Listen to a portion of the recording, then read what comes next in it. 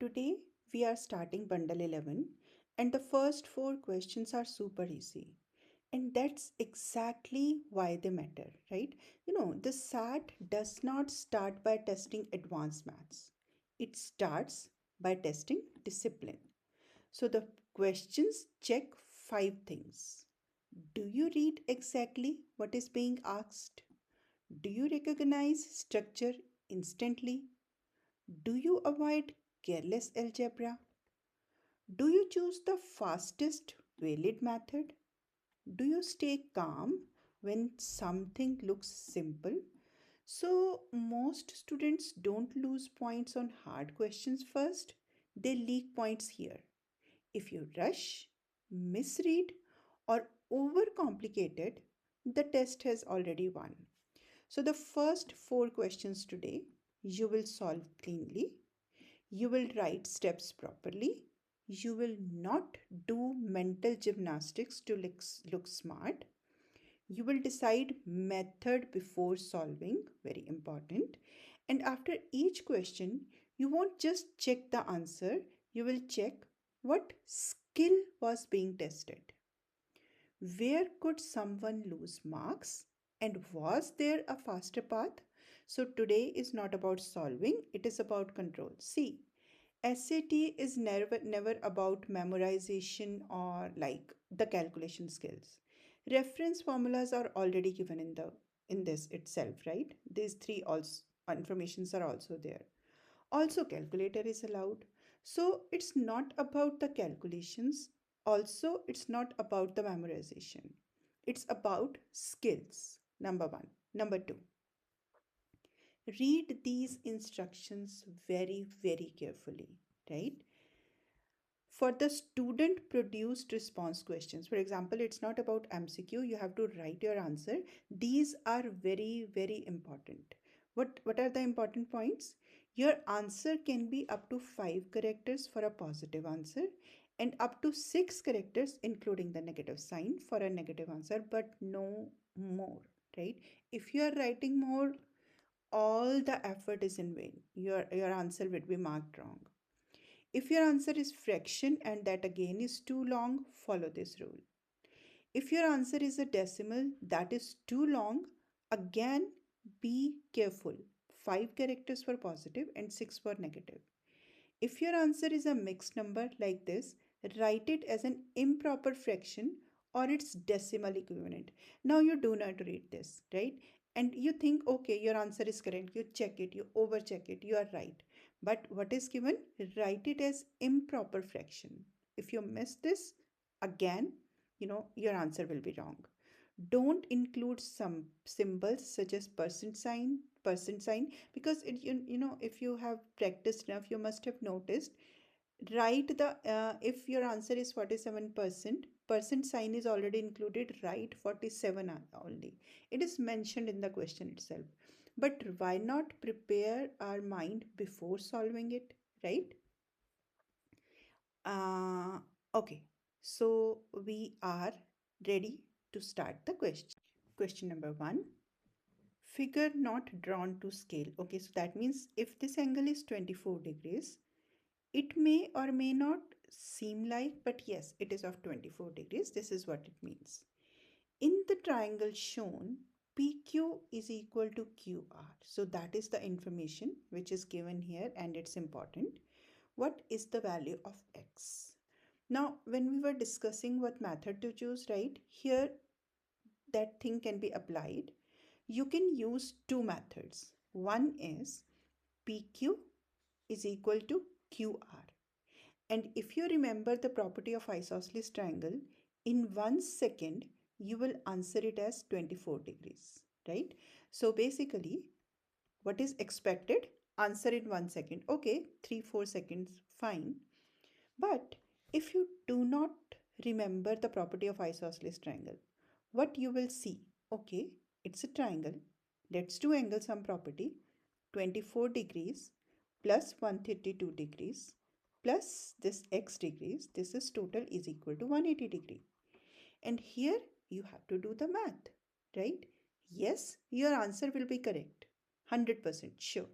But it was meant to spend 4 or 5 seconds maximum, not this much time.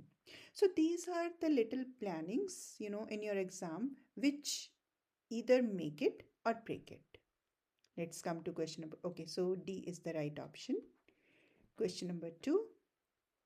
Again, that is a lottery question. When I say lottery question, that means it's a 1 second question. Which equation has the same solution as the given equation?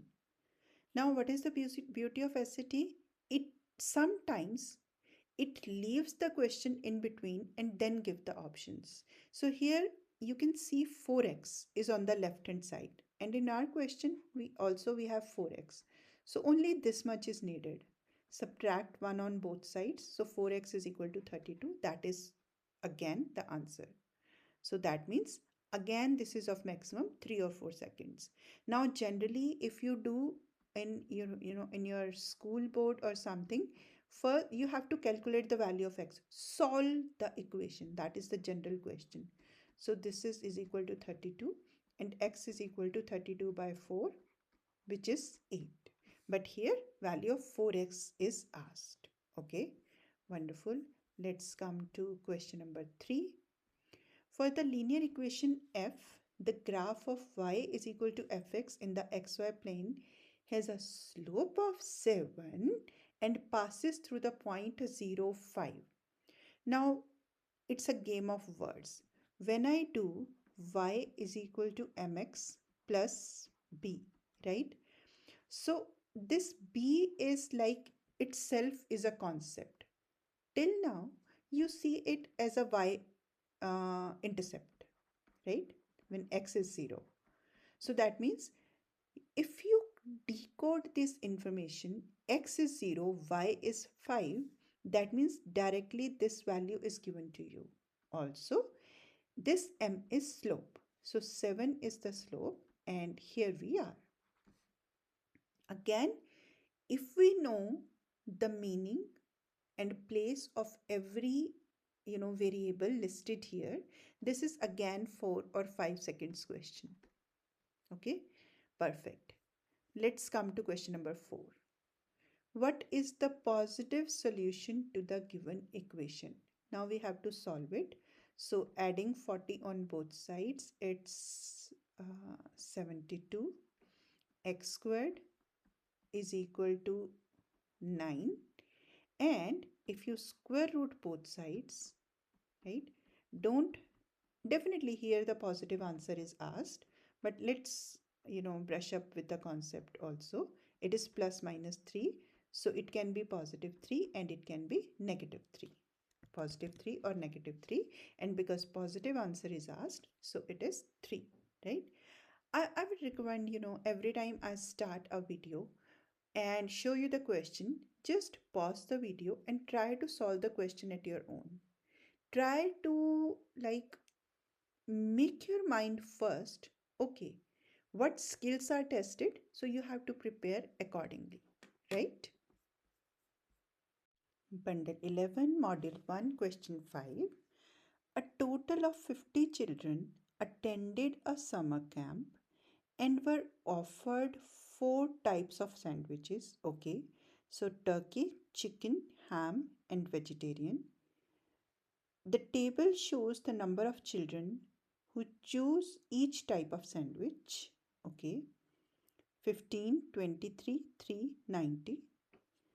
If one of the children is selected at random, what is the probability of selecting a child who choose a vegetarian sandwich? Okay, first of all, let's understand how we read the data. So here it's about type of sandwiches, and here it is number of children. So if I see 23, so it is in the chicken and number of children. So 23 children prefer chicken sandwiches. If I see 9, so 9 children prefer vegetarian sandwiches, and total are 50. This is how to read the data. And second is probability, always treat probability as like what are the chances. So if you think more in terms of chances, probability makes much more sense.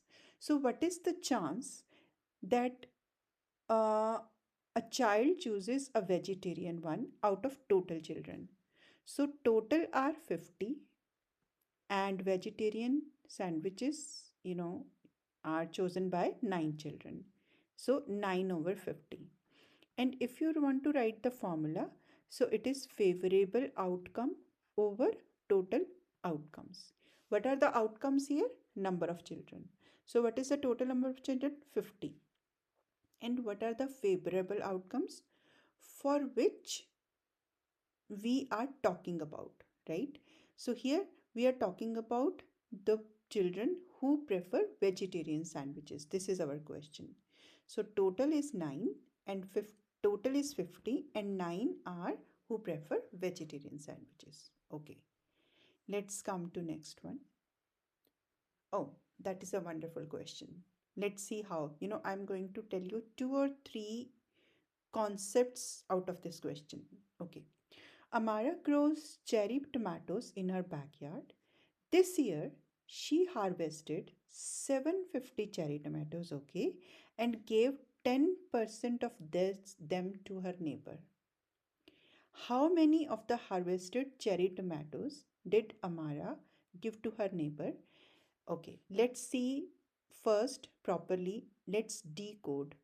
What is asked? 750 total and 10% are given to the neighbor. So 10% of 750 is asked. That is our question. So 10% means upon 100, of is multiplication, and this is 70. We have to calculate.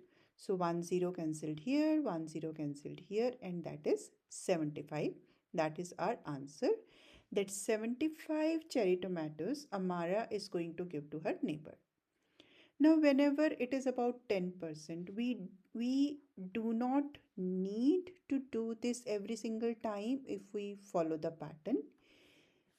If you do 10% every single time, right?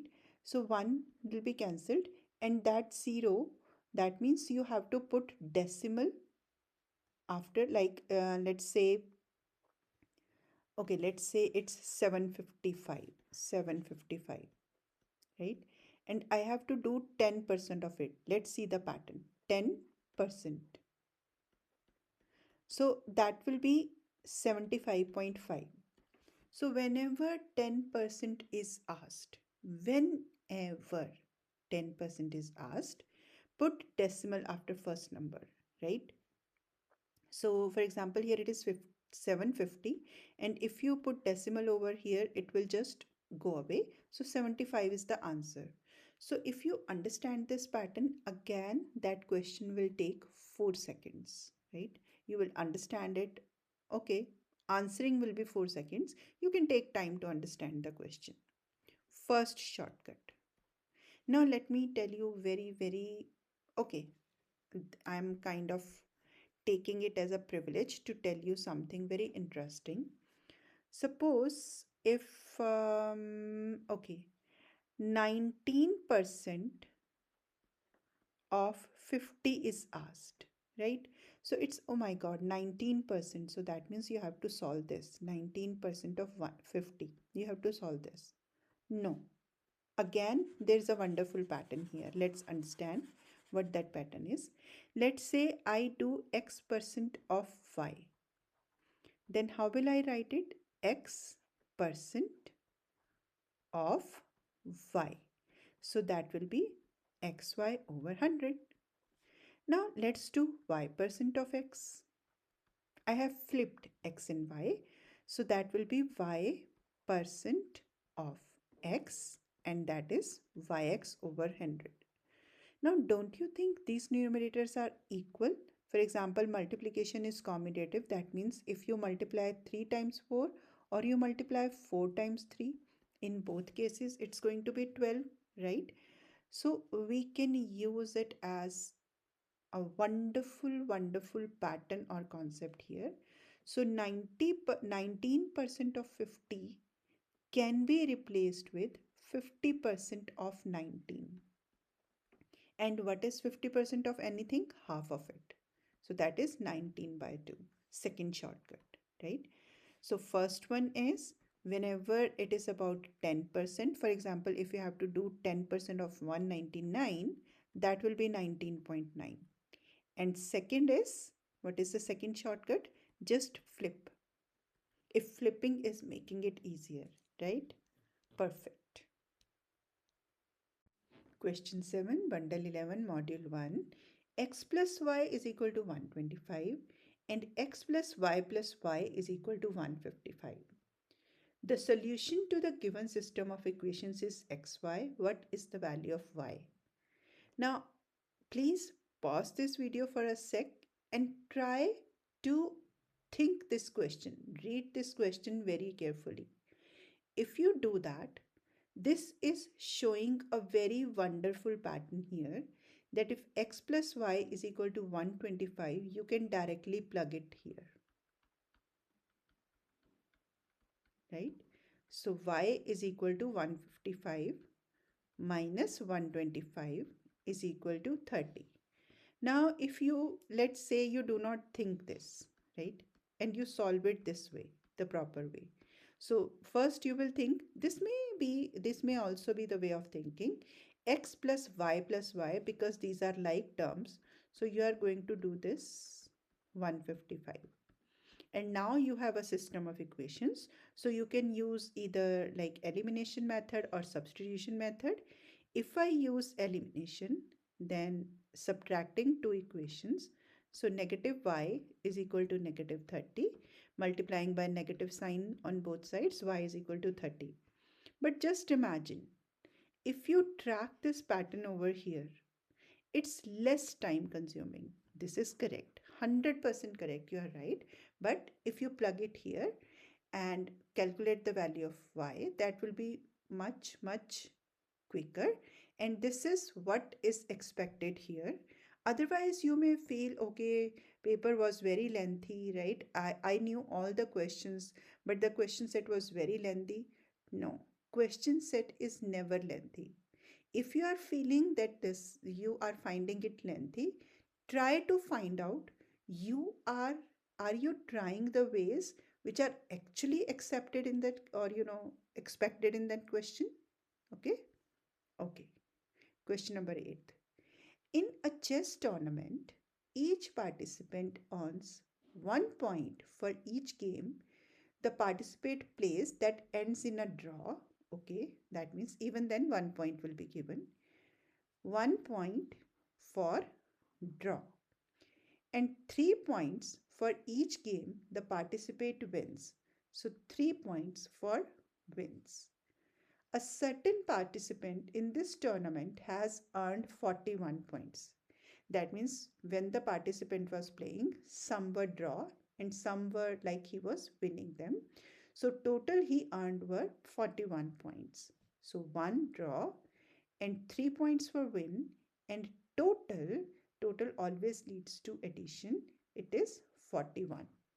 So which equation represents this situation where D represents the number of games this participant has played that ended in a draw?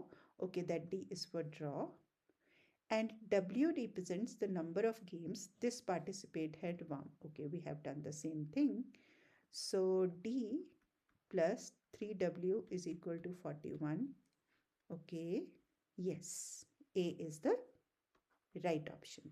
Perfect. This question is just like how you convert the language into math equations, right? Question 9, bundle 11, module 1. The function g is defined by g of x is equal to square root of x plus 300. What is the value of gx when x is equal to 81? Again, concept is tested. If g of x is equal to root of x plus 300, and you have to plug in, that means give the input as 80, you have to give the input as 81.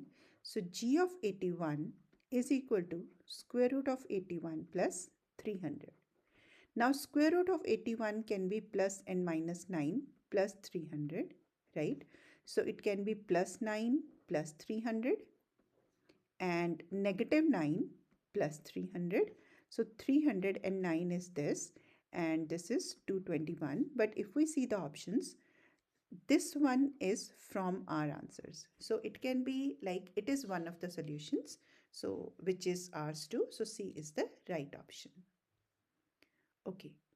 A cable provider wanted to know how many of its 30,000 customers would be interested in a new service plan. Okay. The provider selected 300 customers at a random and asked each customer whether the customer would be interested in a new plan or not. And of those surveyed, 8 said that they would be interested.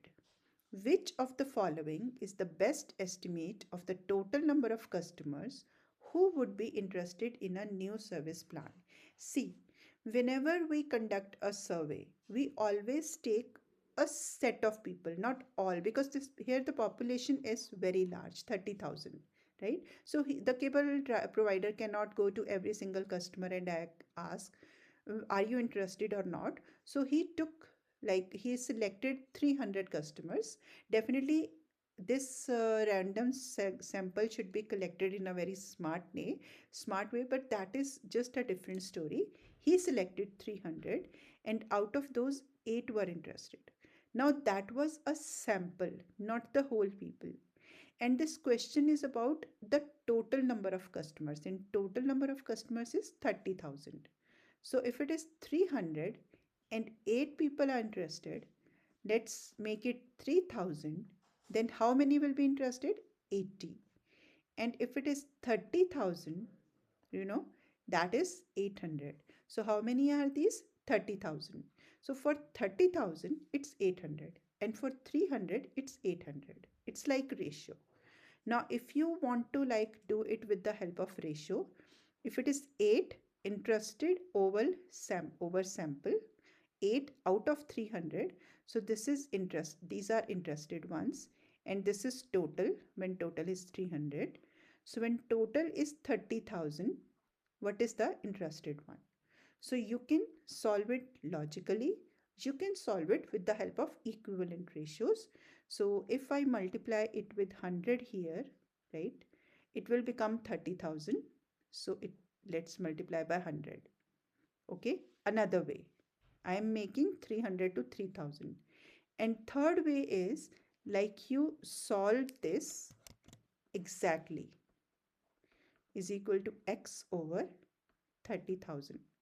So multiplying by 30,000 on both sides into 8 by 300 is equal to x, and you will end up at same thing, 800.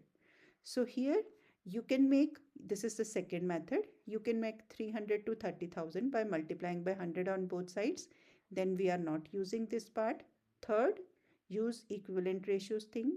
And this is the first one, the logical one. Here 330,000, like only zeros are uh, adding up in the next part. So your way, you can style it. But if you do it with this way, it will take the least amount of time, and so is the best way here. Question 11, bundle 11, module 1. Which expression is equivalent to? Okay, if we see the options, we have to take common. So, how to take common? Let's see.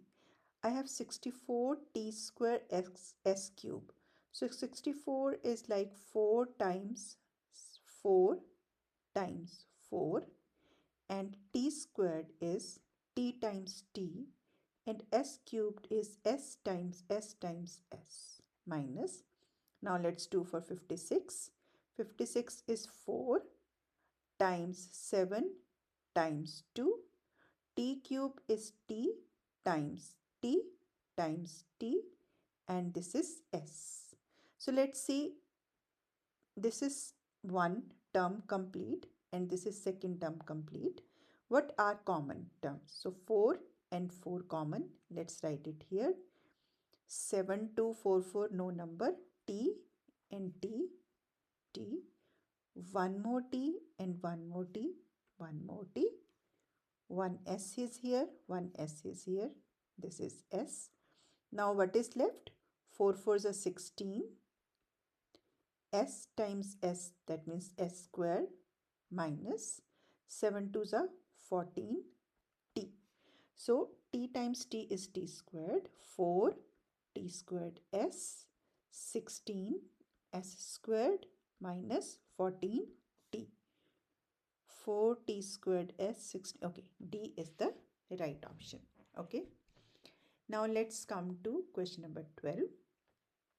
Two equations are given to us and we have to solve them for x and y, and these are the coordinates. That means we have to find the value of x and y. Okay.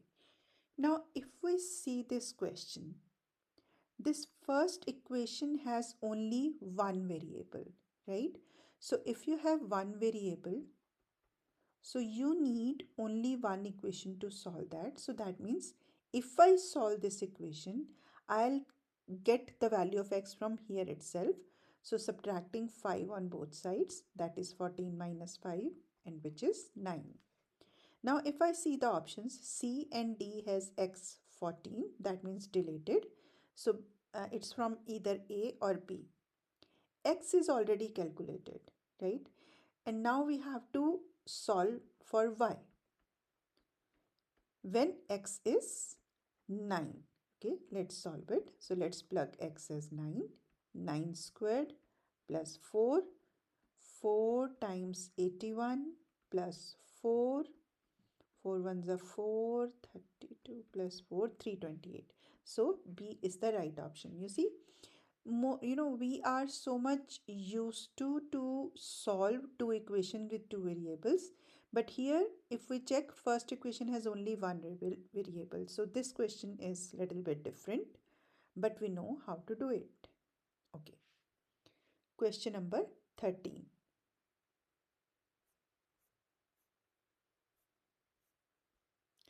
Question number 13 is 8x plus 11y is equal to 170. The equation gives the possible combinations of the number of 2009 premium grade log cabin pennies X and Y and number of 1996 select grade Lincoln pennies Y in collection that is worth total of $170. Now this is a wonderful question.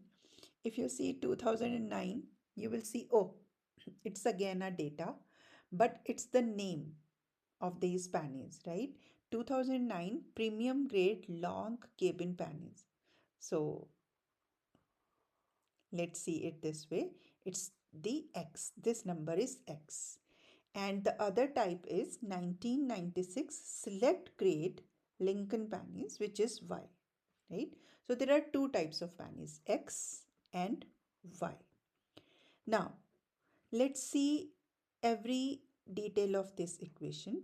So x and y, these are two different type of panels. Then what is 8 and what is 11? Let's see this. It's $170. So this is cost, right? If let's say I am buying a chocolate, I'm buying some chocolates, some white chocolates. So cost of one is 4. So total cost of white chocolates will be 4x. And the dark chocolate is of $6 and I am buying Y number of chocolates and total cost is, let's say, 240. So what is this cost, right? So if these X and Y are the two types of chocolates, this 4 and 6 are the costs of the chocolates. So that means these X kind of pennies, 8 per penny is the cost. And for Y ones, 11 per penny is the cost. So 8X and 11Y total cost is 170 if you compare it with this. Okay.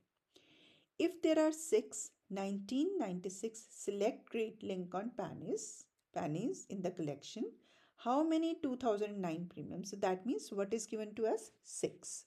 So let's write 8x plus 11y is equal to 170 is our question, and y is given as 6 is equal to 170. Okay, let's rub this a little bit. So 8x plus 66 is equal to 170. 8x subtracting 66 on both sides. So this is 104. 8x is equal to this. Dividing by 8 on both sides, 13. So x is 13, right? Whenever there is an equation, right, we must know what every factor or every letter or every variable means. Then the question becomes much more logical and it makes much more sense then, right? Question 14, bundle 11, module 1. The population of the town, of certain town, is doubled every 75 years. Doubled. So that means we are talking about exponential equation. Let's write it. Y is equal to ABX, where Y is population after time t with some initial population A. This P is rate, which is twice, and X is time here. Okay. So P of t is equal to A2 because it's doubling after 75 years. So I will do it as t over 75. First step, exponential equation. Second step, we are giving the values, right? It is doubling, so 2. Third step is because it's after every 75 years, so you will divide 7 time by 75. Third step, third point to remember. Now what is this t here? The population of this town was 2,40,000 in 1959 at the end. First of all, it's doubling every 75 years. Let's check how many total years are there. So this is 300 years, right? So it's 300 by 4. So, okay, let's write the proper data. This is 2,40,000. It is after certain number of years. We have to check that. What is the initial value? A, 2. So this t is 300 over 75. So that is 4. 2,40,000 is equal to 2 to the 4 to the 8 to the 16a, right? And if you divide both by 16, so that is 15,000. So a is the initial value. In this case, it is population. So this is the initial population. After 300 years, the population is 2,40,000, and after 75 years, it doubles. Now, I hope you get every single meaning of the question, but if not, just comment me. I'll send you the whatever the doubt is. Okay.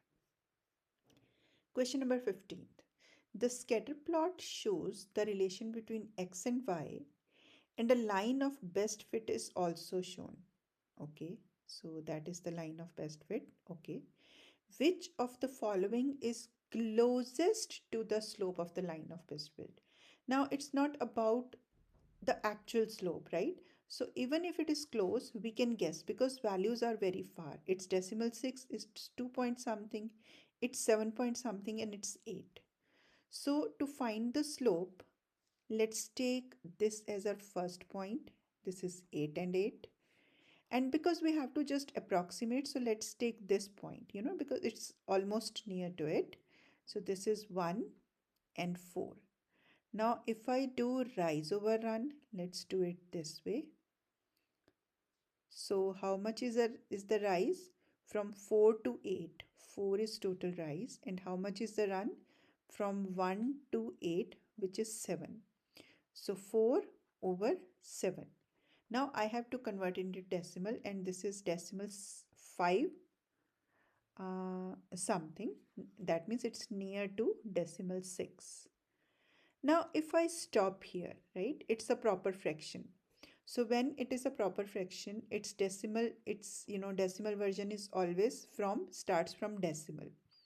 If I know this concept, I'll stop here because every other option is greater than 1. This is the only option which is giving me the value starting from decimal. Again, that is a concept. So I'll select it as it is. But if you are not comfortable with the concept, just do it. It's decimal 5 something. So decimal 6 is the closest slope of this, right? Question 16, bundle 11, module 1. Which quadratic equation has exactly one distinct real solution? Okay, let's see. First option is x plus 15 whole squared is equal to 0.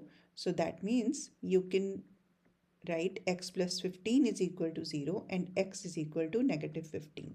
One solution. This may be the right option. Now, if in B option, if I do square root on both sides, this is not a real number at all. So, and we are talking about real solutions, so B option is deleted. If I see the C option, taking square root on both sides, as per the rule, we put plus minus sign. So that means x plus 15 is equal to plus minus square root of 45. And so x is equal to negative 15 plus minus square root of 45. Two solutions. Negative 15 minus root 45 and negative 15 plus root 45. And similarly, for option D, you can find two solutions. So that means A option is the correct option. Now I have a question for you. What is the difference between roots and solutions? Are they same? If I consider option 1, it has one distinct real solution. So what will you say? Root, it has one root, or you will say it has two roots and one distinct solution. So comment me the right answer, or if you do not want to, if you do not know it, just explore it a little bit. What is the difference between roots and solutions? This, these are the small, very small points where you were being, the SAT is going to judge you. You know the concept or you do not know the concept. Okay. Let's come to question number 17th. The cost to rent a bus from company X is $950 for the first 3 hours. That means 950 is fixed for first 3 hours. Now if we use this equation, y is equal to mx plus c, so that is the initial price, right? Or let's write 950 here. And 50 per hour for each hour after the first 3 hours. So that means 50 is the rate of change and h is the hours, or let's say time t. If the total cost of the real cost of the rent the bus for company X for t hours, where t is greater than 3, is 1150. Now just stop the video. Try to find out, is it correct? If not, why it is not correct, right? Also, in your question, it is given that t is greater than 3, right? And even if it is not given, how will you check that your answer is correct or not? Stop for a while, try to find out. 950 is the initial cost. And what is initial cost when number of hours is 0, right? But here for 3 hours it is 950. So that means this equation is not accurate. We have to check this is from the 4th hour and t has to be greater than 3. So that means this is equal to 50. This subtract 3 hours from it because that is not the initial value. 950 is not the initial value. It is the value for first 3 hours. So that is our equation. Okay. So that means C is the right option. Okay. Perfect. I hope you get it. Question number 18, bundle 11, module 1. X plus y is equal to 53 and 11x plus 18y is equal to 730.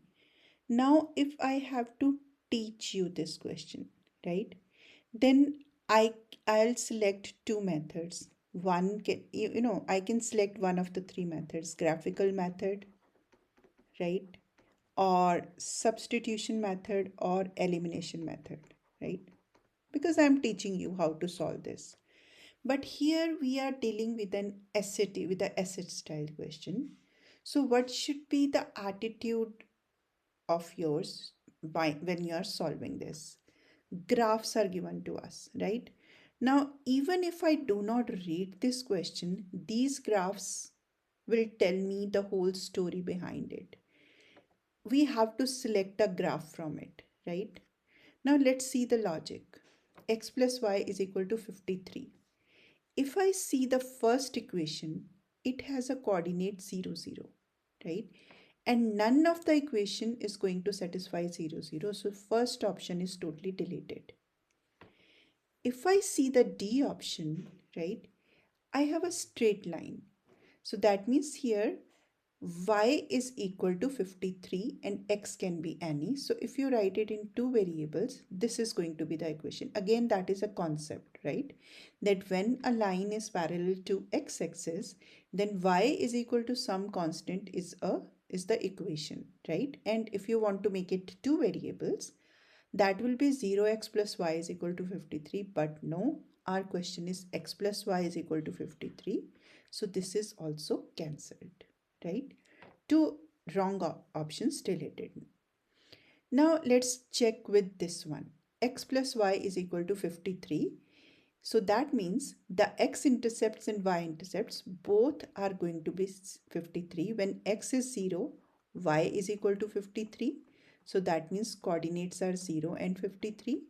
And when x is 0, y is 0, x is equal to 53. That means 53 and 0, these are the coordinates. Now let's see B and 3. B, okay, 53 and 53. Let's check this. Oh, C option again has 53 and 53, right? So that means first equation can be from B or D. Now we have to check for the second equation. And whenever we have graphs given, so the best way to solve it, like check the intercepts. Now let's do 11x plus 18y is equal to 730. So when you plug in x as 0, then 18y is equal to 730. And if you solve, it is 14.5, 40.5. Okay, let's check where it is 40.5. Yes, it's not exactly at 40, but yes, somewhat a bit. So it's okay. It is also correct, 40.5. Okay, now let's check the second one. And when y is equal to 0, when y is equal to 0, so 18x, 11x plus 0 is equal to 730. So x is equal to 730 by 11. That means it is 66.36. Now here we are. Let's check. It has this. Perfect. So that means B is the right option. Now let me tell you one more clue. If I just want to check the y-intercept for this equation, right? X-intercept for this equation, this is the y-intercept. That will be a negative value. And our question, now we need the question. Our question is about bench chairs and umbrellas, so those cannot be negative. That means, again, you can delete the C option just by logic. So if you understand this logic well, right, try to revisit this question 2-3 times. You will notice many small clues are given in the graphs itself, that if you notice all the points here, within a minute you will figure out that B is the right option, and this skill is needed in your exam, right? So just go through this question 2 or 3 times. Question 19, bundle 11, module 1. A triangle is given to us which is a right angle triangle. QR, SR are the two legs of the triangle and SQ is the hypotenuse. Okay. Side opposite to 90 degree is always the hypotenuse. Figure is not up to the scale, that's okay. In the triangle QRS, QR is smaller than RS. Okay, so QR is smaller than RS and RS is 18. So that means length of QR is less than 18. Okay, let's see how it's going to help us in our question. Okay, now if we see the options, all options have either sine Q and cos Q. So let's go back to the figure and check what sine Q and cos Q are. This is Q, right? Now, when we are doing trigonometric ratios, we basically use in SOHCAHTOA opposite, adjacent, and hypotenuse. These are the three sides. Opposite is always which is like opposite to the theta, the angle we are taking. So because here we're taking Q as the angle, so opposite will be SR, which is 18, and adjacent will be QR, right? So that is adjacent and that is opposite. Now you may think adjacent is also hypotenuse, but no. In trigonometric ratios, when we are saying adjacent, that means it's one of the two legs of the right triangle other than hypotenuse. So QR is adjacent and SR is opposite. Okay. Now because the question says sine Q and cos Q, so let's write the values of this. If you do SOHCAHTOA, so sine Q is actually opposite over hypotenuse, right?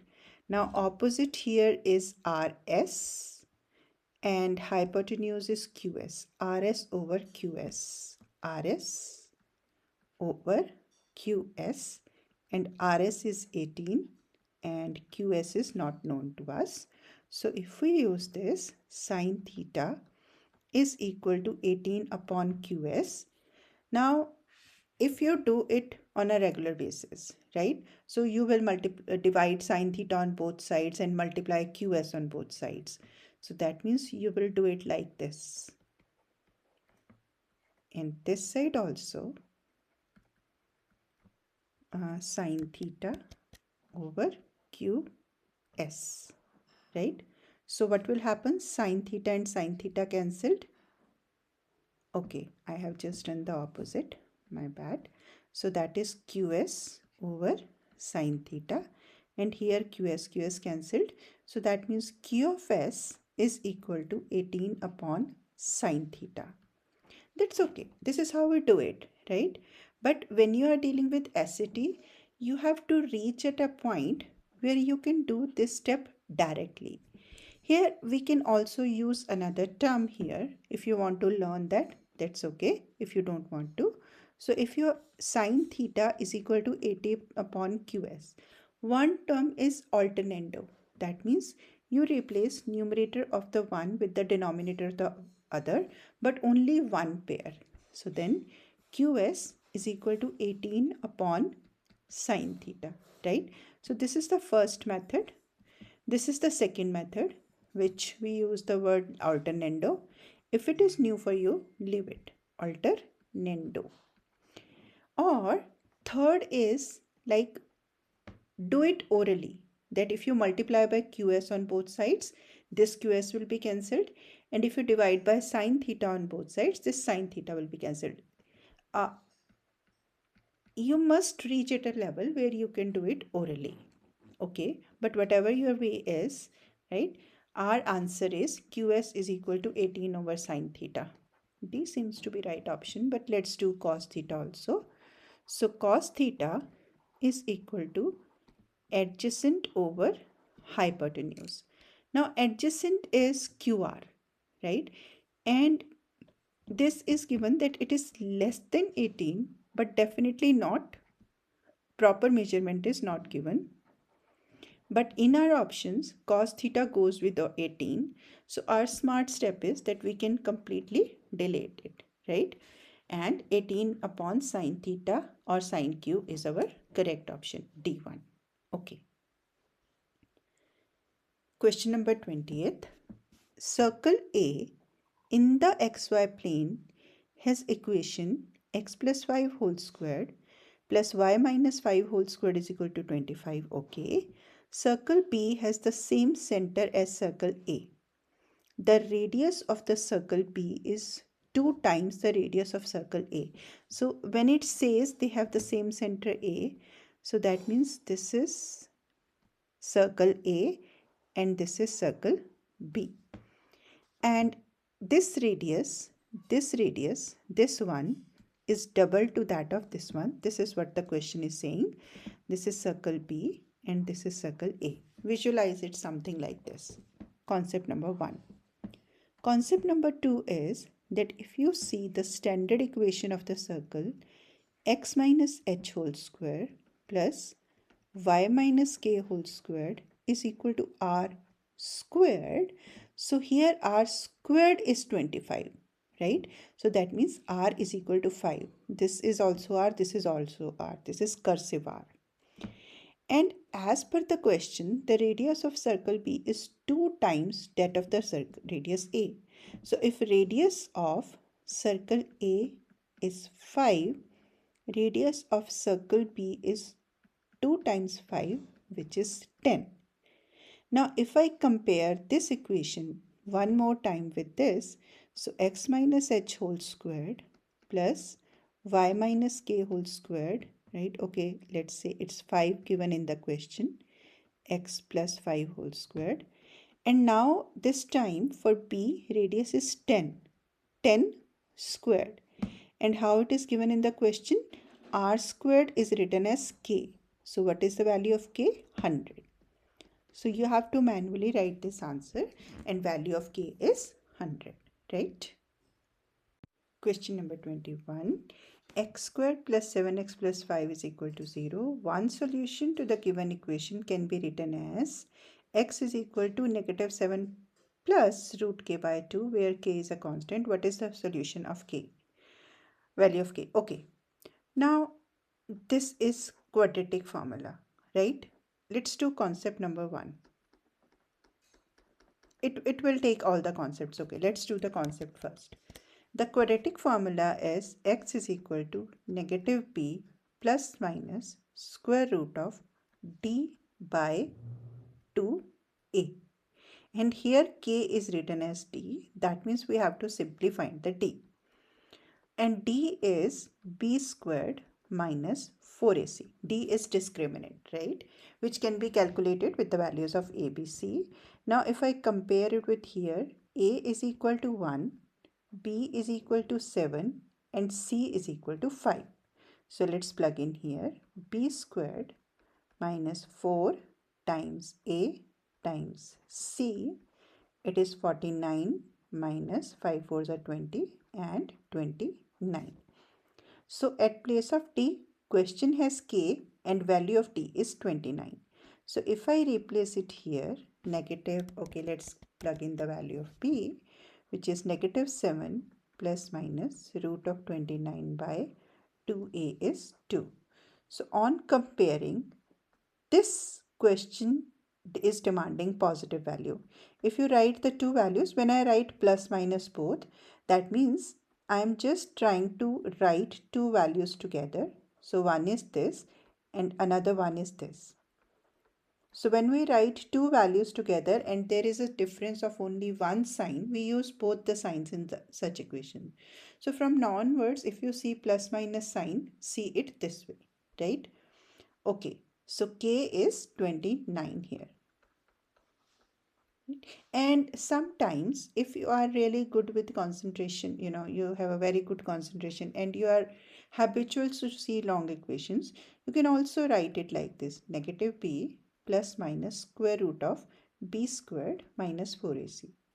And in this question, b square minus 4ac k. So just check your style. What is your style? Are you more comfortable is writing d here and calculate d separately, or you are comfortable with writing d here as it is? Totally your style. Okay. Let's go to question number 22. A scientist measured the length of 240 gray seals from M Island and 120 gray seals from S Island, M Island and S Island. Okay. The scientist determined that the mean length of 240 gray seals from M Island was 88 inches. Okay, that is about mean. So formula for mean is like mean is equal to sum of all observations upon number of observations, right? Now, if we write this formula in the symbolic representation, then mean is equal to sum of all, this is the sign for summation, and read as sum of all terms, that means x is the observation, and sum of all observations upon number of all observations can be written like this, or it can be written like this depending upon the question. Now, M Island has 240 grain seals and mean length of 240 gray seals is 88 inches. So you will write it as 88 is equal to sum of all observations upon 240, multiply by 240 on both sides. 88 times 240 is equal to sum of all observations.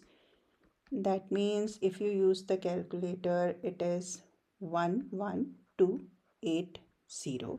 Okay. Now for the other S Island, it is 94 inches for 120 gray steels. Okay. So 94 is the mean. I think I have switched it. So this one is basically 21120. And the other one is 94. Now these are another one, so let's say it's yi, and these are for 120, right? So sum of all observations is equal to 94 times 120, which is 11280. So sum of all observations for the first data is this, and sum of all observations from the second data is this. First data has 240 gray seals and second data has 120 gray seals. So total are 360 gray seals. Okay, let's move forward. What was the mean length of all 360 gray seals? Okay, so that means this time mean of all this is needed, right? So how will you do? Mean of all. Okay, here I should write like mean of all x and y is all these lengths and all these lengths, right? You have to find mean of xi and yi both. So let's write mean, that will be more accurate. Mean of all 360 is this. So what is sigma of xi and fi? It is 21120 plus 11280, all 360. So 32400 and 360 is equal to 90. So mean of the all is 90. B is the right observation. Now it's a very I can find a very tempting mistake here that you say, okay, mean of this is 94 and mean of the other is 88. Why not add them? Right? If you see the option like it's wrong, I know, you will, oh, I have this answer and it is also in the options. So no, this is according to the length of the first kind of gray cells and this is according to the length of the second kind of gray cells. So they have to be calculated. Question number 23, it's okay, graph of an exponential equation. Perfect. Graph of y is equal to fx plus 4 is given. Let's write this. y is equal to fx plus 4. Okay. Which equation defines function of fx? That means graph is of fx plus 4 and we have to find what is actually fx. Now see, when the graph is given, the most a perfect method is to find the x intercept or the y-intercept, and that helps most of the time. Now if I see this one, this coordinate is 0, 8, the y-intercept. Point at the y-axis where x is equal to 0. If I plug it here, this is f of 0 plus 4, right? So f of 0, if I subtract 4 on this side, 4. F of 0 is 4. That means when x is 0, y is 4. Okay. Now let's come to equation. 0, 4. Now we are going to use this, right? Let's check. If I put it in first equation, right, and try to solve it, okay, all are different numbers. Let's solve it with this way. Let's say this number is k. We don't know what this number is because this is the only point where all the options are different, right? Now, when x is 0, fx is 4 plus k. Okay, any number raised to power 0 is 1. Now let's do a concept. Any number raised to power 0 is 1. Is it applicable to every kind of number like negative numbers or positive numbers? Yes. Whatever the number is, if it is, fraction or it is a negative fraction or it's negative 3 or any number raised to power 0 is equal to 1 or 3 raised to power 0 is equal to 1. So whenever the power is 0, number is always equal to 1. That means this is 1, negative 1 plus k. Now as I said that negative number raised to power 0 is 1, then why am I writing negative 1? That is a very important point here. Here I have put the parenthesis, right? That means this negative 3 whole has power 0, so that is equal to 1. But here in our question, that power 0 is only to 3. There is no parenthesis here. So we will consider it like this and not like this, right? So be careful about this. That can be a trap. Now if I solve this, right, adding 1 or 4, 1 on both sides, k is equal to 5. That means fx is equal to negative 3 raised to power x plus k, which is 5. Now tell me what I have told that if it whole parenthesis is equal to 1, am I right or wrong? Because in SAT we have to challenge ourselves every next time that we are going right conceptually or not. And in those cases, every single word matters. And let me tell you, the most used or curveballs of SAT questions are mostly with must and could. So just explore what is the difference between must and could. It's a work for you, right? Okay, let's see question 24. Two lines intersect at exactly one point. Okay, whenever there is a question of geometry, so it's always a best option to draw the figure first. So these are two intersecting lines forming two acute angles and two obtuse angles. So this one is acute and this one is obtuse, and this one and this one. These are obtuse angles. The measure of one of these angles is 9x minus 140. Now, it's not given that the acute one is this or the obtuse one is this. So we can take any. So let's say this angle is 9x minus 140.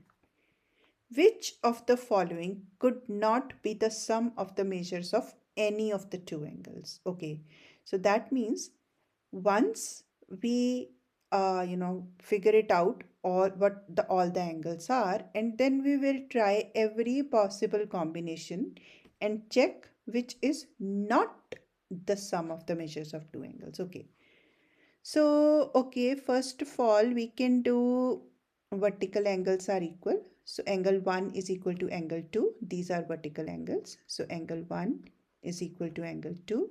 These are 9x minus 40. That is simple. Angle 3 is equal to angle 4. Again, these are vertically opposite angles, but we don't know the measurement of these. But we know one thing, that angle 1 plus angle 3 is going to form a linear pair, right? Yes, there are other options also, like 1 plus 4 is 180, 2 plus 4 is also giving us a linear pair combination, 3 and 2 is also giving us that. I am taking 1 and 3. Angle 1 is 9x minus 140 because these are vertically opposite angles, so they will be same, plus angle 3 is equal to 180 degree. Subtracting 9x and adding 140 on both sides. So that is, what is that? That is 320. Yes, 320 minus 9x. So this is 320 minus 9x. This is 320 minus 9x, right? Now we have all the angles, and this one is this. Now, what combinations we can make? It can be, both can be acute angles, right? This is one combination. Both can be obtuse angles, that can be the another combination, right? And one obtuse and one acute. No other combination you can write. You can just pause the video and try. Is there any combination? If yes, then tell me in comments. I am taking these. Two acute angles are like 9x minus 140 plus 9x minus 140. So this is 18x minus 280. Okay, this is sum of two acute angles. Let's do two obtuse angles. 320 minus 9x plus 320 minus 9x. So that is negative x, 8 negative, okay, 640 minus 18x. This is again the option. One obtuse and one acute. So obtuse is 320 minus 9x and acute is plus 9x minus 140, cancelled. So this is equal to 180. This is also the option. So A is not the sum of any of the two angles, right?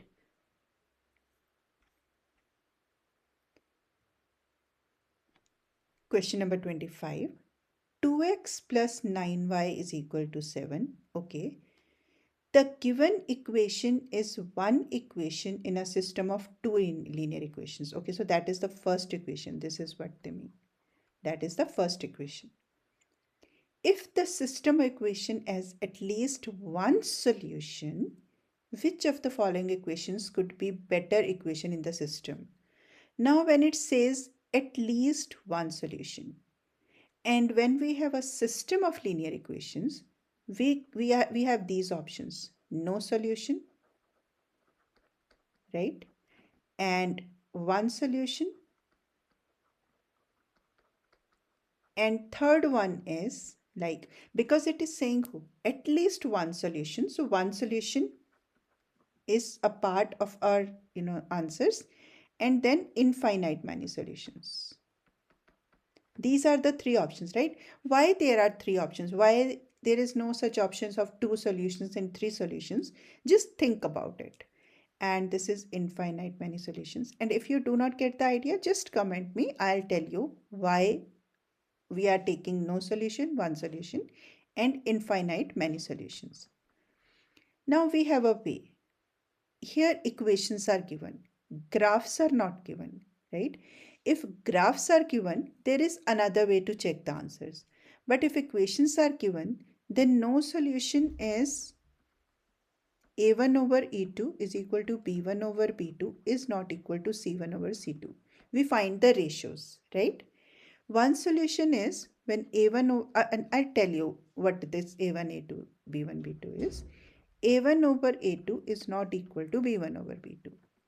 And when it has infinite solutions, then a1 over a2 is equal to b1 over b2 is equal to c1 over c2.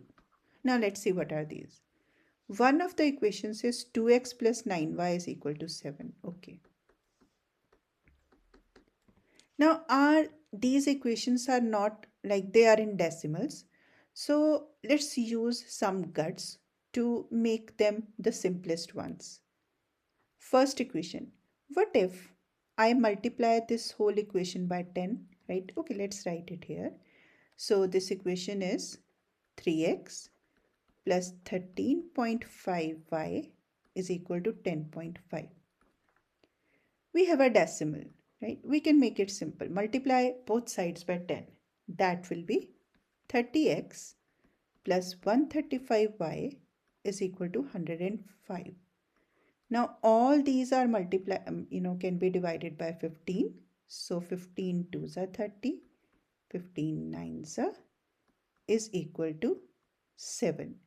Now see this equation and this equation, they are same.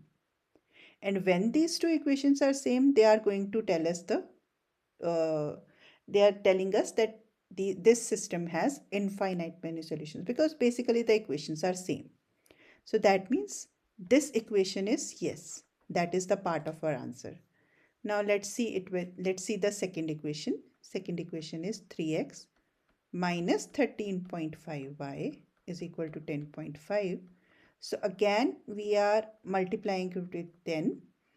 So that is 30x minus 135y is equal to 10.5. Again divided by 15. So that will be 2x minus 9y is equal to 7. Now this equation. This is our first equation. So a1 is 2, b1 is 9 and c1 is 7. a2 is 2, b2 is negative 9 and c2 is 7. If I find a1 over a2, so a1 over a2 is 2 from here, 2 from here, 2 by 2, which is 1. And b1 over b2 is, b1 is 9 and b2 is negative 9, which is negative 1, right? So as you can see, a1 over a2 is not equal to b1 over b2. That is why it will have one solution. Now in this case, both the equations are same. So definitely ratios will be same. 2 over 2, 9 over 9, 7 over 7, all are equal to 1. So because all these ratios are same, so this equation, this system of equation will have infinite many solutions. Now our question is asking for at least one solution. So both the conditions will be, are in favor of the question.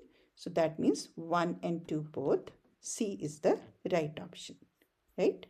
Just go with the concept. Make a rule book.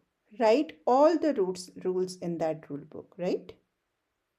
Number 26, a right rectangular prism has a base area. See, right rectangular prism is actually a cuboidal box, right? Which you bring from the markets whenever you go for shopping.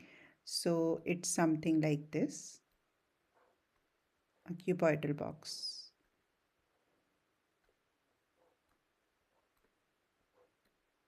Okay.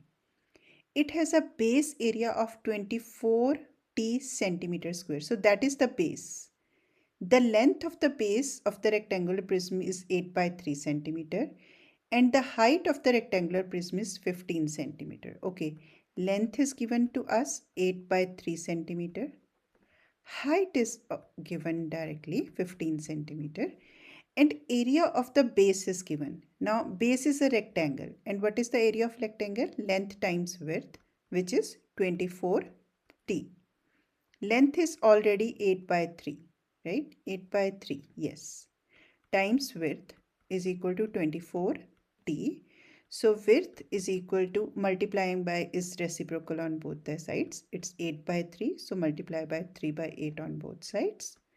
24 times t is 3 by 8. 3 is 9.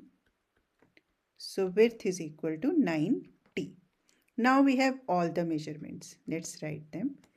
Length is equal to 8 by 3 centimeter. Width is equal to 90 centimeters and height is equal to 15 centimeter given. Let's see it's how it looks like when you open it. So this is kind of open structure to it, right? Let's see how many let me make it a little bit smaller. Okay. So it has, like if you open it, it has, this is first. So it's length time width. It's the second. So there are two length times width, right?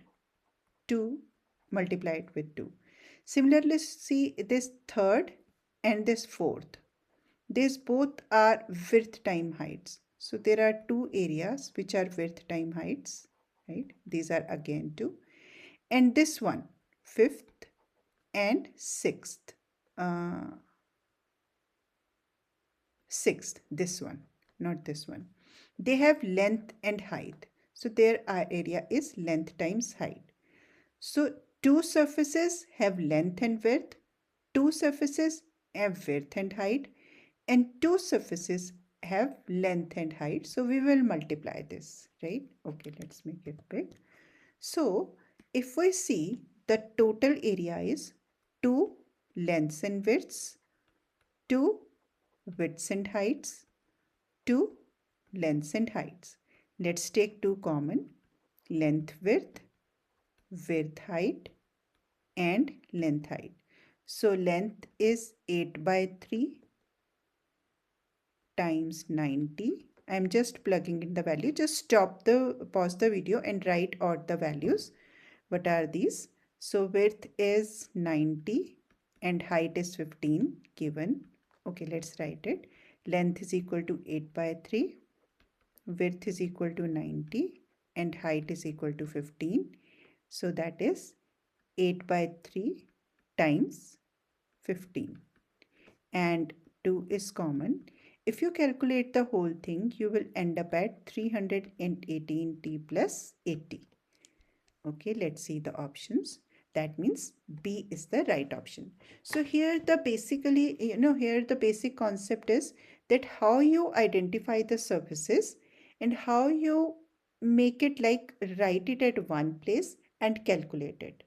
Or if you are not comfortable with writing, here, the whole thing here itself, you can write every area into the part, right? And then add them. Totally upon, depends upon how comfortable you are, right? Question number 27, last question of the module 1 of bundle 11. It's a word problem. Now, whenever we see a word problem, we often feel, oh my god, this is too much, too difficult. Maths is really hard. But actually, it's not about math. It's about that so much information is given in the question that we often find it difficult. But if we break the question or the information into parts, the question will make much more sense and it will be relatable. Now, as for example, in our question, a linear equation is given to us, so which is fx, right, output y, and x input, whatever the input is. So we have to find the output.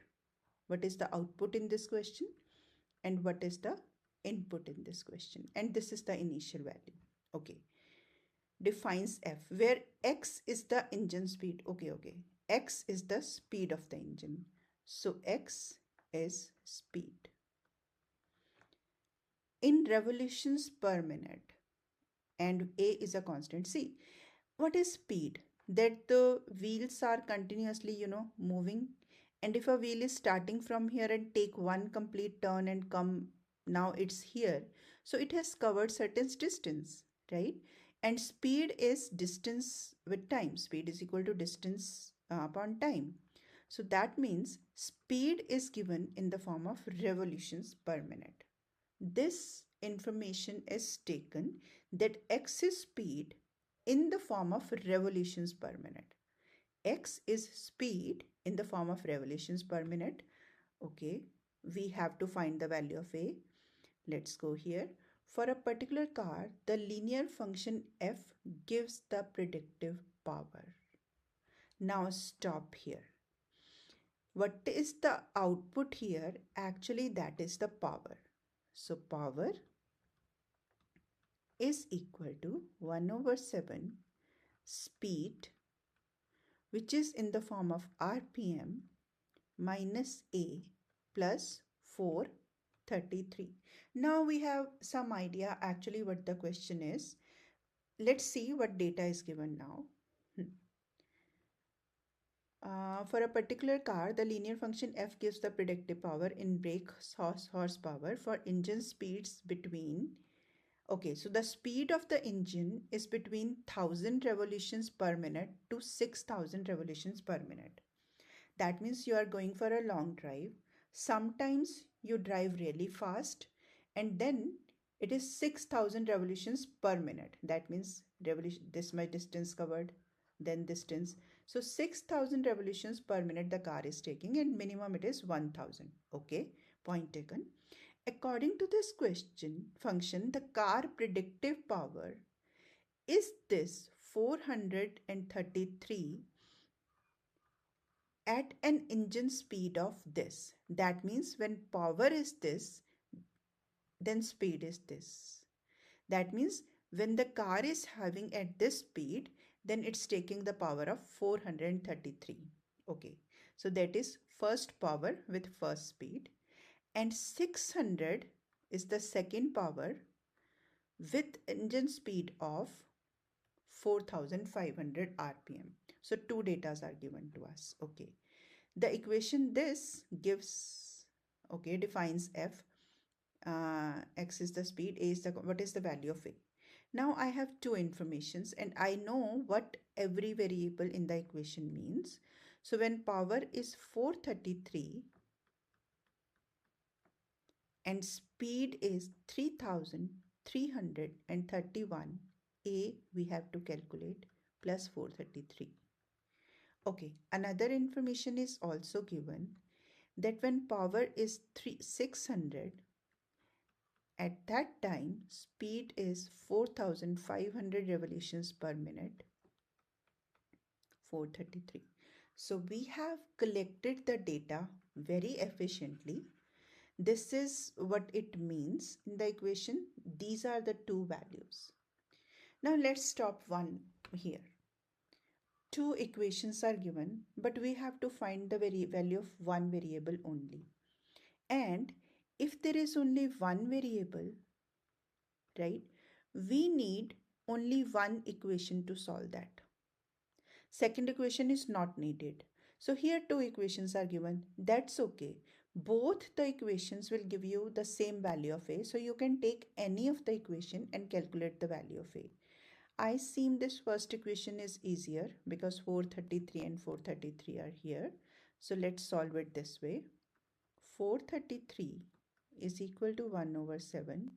Then speed is 3331 minus a plus 433. So subtracting 433 on both sides, 0 is equal to 1 over 7, 3331 minus a. Okay, let's get rid of this fraction, multiplying by 7 on both sides. Any number multiplied by 0 is 0. So this is cancelled. And any number multiplied with 1 remains the same. So even if we ignore this 1, it's not going to change anything because 1 is the multiplicative identity. Okay, so we have 0 is equal to 3331 minus a. Adding a on both sides, a is equal to 3331, and this is what is asked. And you may get confused why these two equations are given. I am not using this equation anywhere. That is the beauty of SAT, right? SAT checks that. Do you get confused at this point? Why this second equation is given to us? That's okay. Two datas are given to us. Totally fine. We must be confident that if we have one variable, only one equation is enough to find the value of that variable. Now for me, the question is over. I'll just ask you to use the second equation and check value of a is same as from the first equation or not. It will be same, but I'm just asking you because then you will be confident enough that okay, one equation, one variable is enough. If two datas are given, that's fine. That is just another data which we are not using, right?